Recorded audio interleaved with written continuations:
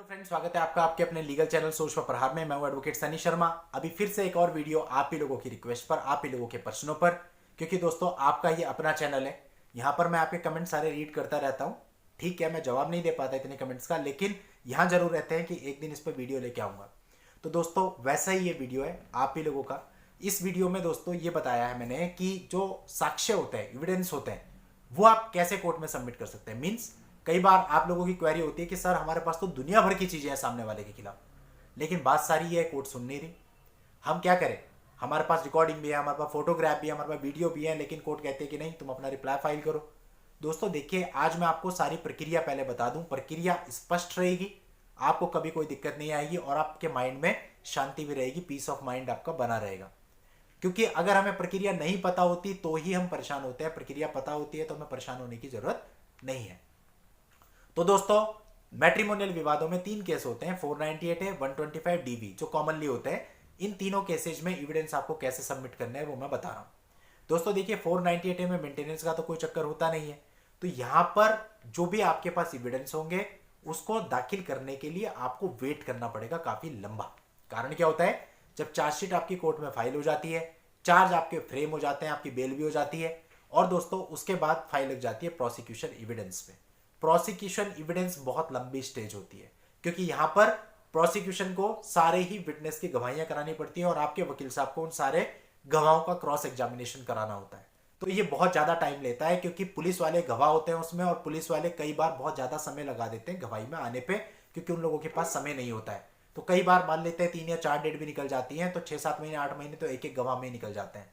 अब आपके मामले में 8 गवाह भी हो सकते हैं और 10 भी, सबकी गवाहियां करानी है। तो आप समझ सकते हैं ये सालों का प्रोसीजर होता है। इस प्रोसीजर के अंतर्गत आपको अपने एविडेंस प्रोड्यूस करने का मौका नहीं मिलेगा, क्योंकि ये प्रोसिक्यूशन के एविडेंस पर भी फाइल चल रही है। आप लोग परेशान होते रहते हैं कि मेरे पास तो इतनी चीजें, मैं कब कोर्ट में सबमिट करूंगा। दोस्तों देखो, ऐसा नहीं है कि कोर्ट के अंदर गए आप और कुछ भी आपने एकदम से सबमिट कर दिया और कोर्ट ले लेगी। कोर्ट में जो भी काम होता है, जो भी तारीख पड़ती है, वो पर्टिकुलर एक वर्क के लिए होती है। जैसे कोर्ट ने तारीख लगाई कि अगली डेट पे चार्ज फ्रेम होंगे, तो चार्ज ही फ्रेम होंगे। फिर उसके बाद दूसरी स्टेज के लिए कोर्ट तारीख दे देगी, तो उस तारीख पे वही काम होगा जिस स्टेज के लिए फाइल लगी है। तो जब प्रोसिक्यूशन एविडेंस पे फाइल लगी है तो आपके एविडेंस उस टाइम पे फाइल नहीं होंगे। आपको शांति रखनी है जब तक सारा प्रोसिक्यूशन का एविडेंस खत्म नहीं हो जाता। जब प्रोसिक्यूशन एविडेंस क्लोज हो जाएगा, उसके बाद फाइल आएगी 313 पर, यानी आपके बयान होंगे और आपके बयानों के बाद फाइल लग जाएगी डिफेंस एविडेंस पर। तो जब डिफेंस एविडेंस पे फाइल आएगी, उस समय पे आप अपने सारे के सारे जितने भी आपके पास डॉक्यूमेंट्री एविडेंस है या फिर जितने भी आपको गवाह पेश करने हैं, वो सारी चीजें कोर्ट में दे सकते हैं। जितनी भी आपकी recording, video recording, photograph, anything else, जो कुछ भी है, सब आप कोर्ट में सबमिट कर सकते हैं। तो आप ये मत समझिए कि टाइम बहुत लग रहा है तो आपके साथ अन्याय हो गया, आप फाइल नहीं कर सकते। आप फाइल कर सकते हैं, लेकिन उसमें टाइम लगेगा। जब आपकी डिफेंस पे फाइल जाएगी, उस समय आपको पूरा मौका मिलेगा। 1 डेट, 2 डेट, 3 डेट आपको मिलेंगी। आप अपने एविडेंस तब तक इकट्ठे करो, और इकट्ठे करके जब भी आपकी फाइल डिफेंस एविडेंस पे आएगी 2 साल बाद, 3 साल बाद, उस समय पे आप डिफेंस एविडेंस में सारी चीजों को कोर्ट में सबमिट करेंगे। अब आते हैं दोस्तों 125 और डीवी में। अब वहां पे देखो, जो कंप्लेनेंट होती है वो महिला होती है, यानी आपकी वाइफ होती है। अब दोस्तों जब वो कंप्लेंट फाइल करती है तो कानून ये कहता है कि जो कंप्लेनेंट है, पहले उसकी तरफ की गवाहियां होंगी सारी, फिर आपकी तरफ की होंगी। तो वही प्रोसीजर आ गया 498 वाला, कि पहले उसकी तरफ की सारी गवाहियां कंप्लीट होगी, जब उसकी तरफ की निपट जाएंगी फिर आपकी तरफ की होंगी। तो यहां पे भी बात वही है कि आप अपनी जो स्टेज आएगी वहां पर ही अपने एविडेंस देंगे।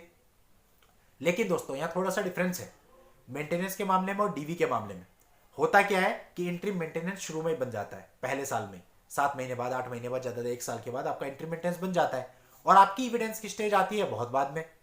तो यानी कि अगर आप अपने एविडेंस का वेट करते हैं तो तब तक तो कोर्ट के सामने कुछ आया ही नहीं। तो फिर आप अपने इंट्रीम मेंटेनेंस को कैसे हैंडल करेंगे?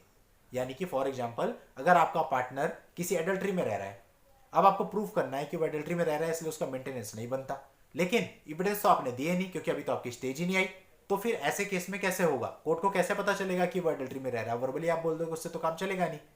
तो दोस्तों मेंटेनेंस वाले जो केस होते हैं, चाहे वो 125 सीआरपीसी हो, चाहे वो डीवी हो, इन दोनों ही केस के अंतर्गत आपको करना यह है कि जब आप अपना रिप्लाई फाइल करते हो तो उसके साथ कुछ एविडेंस लगा दीजिए। अगर आप उसमें लिख के चल रहे हो कि मेरा पार्टनर एडल्ट्री में है, तो उस केस में उसके एडल्ट्री के जो भी सॉलिड प्रूफ आपके पास है, उल्टे सीधे नहीं लगाने, ध्यान रखिएगा। अच्छे प्रूफ अगर आपके पास हैं जिससे पता चल रहा हो कि एक्चुअल में वो एडल्ट्री में है, तो वो प्रूफ अपने रिप्लाई के साथ ही नत्थी करके रिप्लाई को फाइल करिए, ताकि वो आपकी पत्रावली पर, आपकी जो फाइल है उस पर आ जाए। या फिर आप एक काम कर सकते हैं, जो आप अपना एफिडेविट फाइल करते हैं, जैसे कि फॉर एग्जांपल आपकी वाइफ वर्किंग है, आपके पास उसके प्रूफ है, तो अब अगर उसे बाद में आप 2 साल बाद फाइल करते हैं अपने एविडेंस के टाइम पे, तो उसका तो कोई बेनिफिट मिला नहीं ना। वो सारी चीजें तो कोर्ट के सामने तब आनी चाहिए थी जब इंटरिम में बहस हो रही है। तो जब आप अपना सुप्रीम कोर्ट का एफिडेविट फाइल करते हैं, तो उसके साथ ही आपको ये सारी एविडेंस फाइल कर देना है कि मेरी वाइफ फला फला जगह पे जॉब कर रही है, उसकी इतनी इतनी सैलरी है। या फिर अगर वो एडल्ट्री में है तो उसके प्रूफ भी। यानी या तो आप अपने रिप्लाई के साथ फाइल करिए या आप अपने सुप्रीम कोर्ट के एफिडेविट के साथ फाइल कीजिए, लेकिन ये कंफर्म कीजिए कि इंटरिम मेंटेनेंस पे बहस होने से पहले ये सारे डॉक्यूमेंट्री प्रूफ आपकी फाइल पर लगे हों, तभी काम चलेगा, वरना आपको इंटरिम मेंटेनेंस में उसका फायदा नहीं मिलेगा। तो दोस्तों, मेंटेनेंस के केस में कुछ चीजें आपको ऐसे पहले देनी होती हैं, बाकी जितनी भी आपकी चीजें हैं वो सारी आपके जब एविडेंस पे फाइल आएगी वहां पर आप फाइल करेंगे। तो इस तरह से आप तीनों ही केसेज में अपने एविडेंस कोर्ट के सामने रख सकते हैं। तो दोस्तों, ये थी मेरी आज की जानकारी। अच्छी लगी हो तो और लोगों को भी शेयर कीजिए ताकि उनको भी लाभ मिले। और नेक्स्ट वीडियो में नई लीगल जानकारी के साथ मैं आपसे फिर मिलता हूं। तब तक के लिए goodbye and thank you for watching. Take care.